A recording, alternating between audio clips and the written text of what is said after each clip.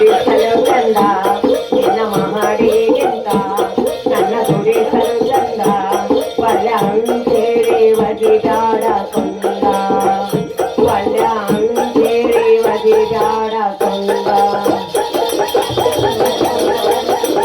ನೀ ಮರತ ಬರತೇನ ಜೋಡ ನನಗ ಸಾಕೋ ಗೆಳೆಯ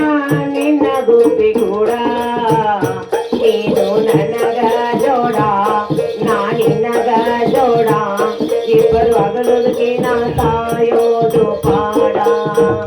ನೀನು ನನಗ ಜೋಡ ನಾ ನಿನಗ ಜೋಡ ಅಗಲಿ ಇರುವುದಕ್ಕೆ ನಾ ಸಾಯೋದು ಪಾಡ